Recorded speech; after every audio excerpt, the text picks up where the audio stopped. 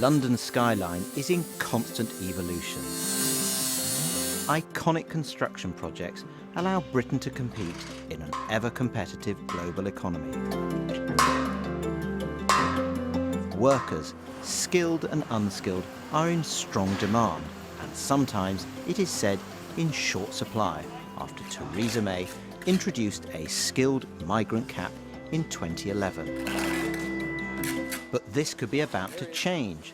Tomorrow, Sajid Javid will announce a relaxation of rules for high-skilled migrant workers.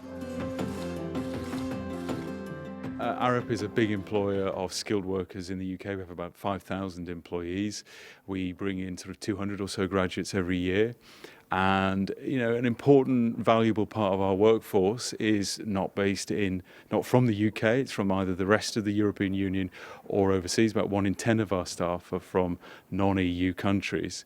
So being able to ensure that we can attract the brightest and the best talent for the UK construction sector, which is over 1 million people, it's a £100 billion a year economy, is really a very welcome step.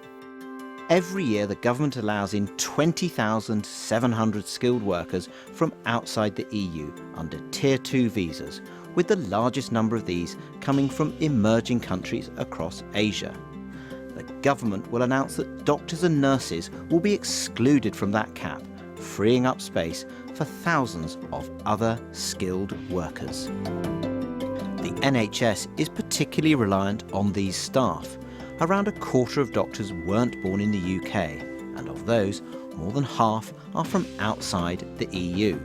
Taking doctors and nurses outside the cap will free up space for around 8,000 other highly skilled workers, such as structural engineers and IT workers.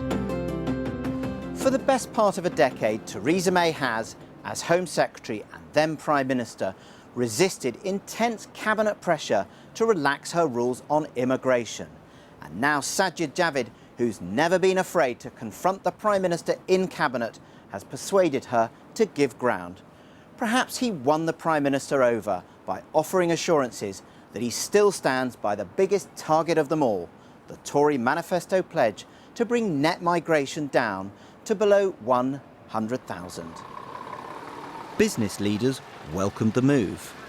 Businesses are suffering a lot of uncertainty around Brexit at the moment, so anything which is going to allow them to plan with more certainty is going to be welcome. So a relaxation on immigration which allows them to plan their staff and their resources in the future is really going to help.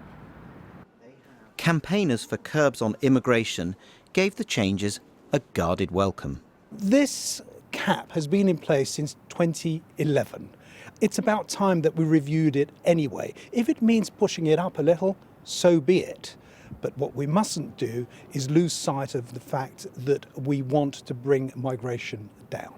We are a rich country. We've been producing doctors and training doctors for years. We shouldn't be going to poor countries, much needier countries, to get their trained doctors to bring here. That's wrong, very wrong. We should be retaining our own apart from training them, and we're not doing that either.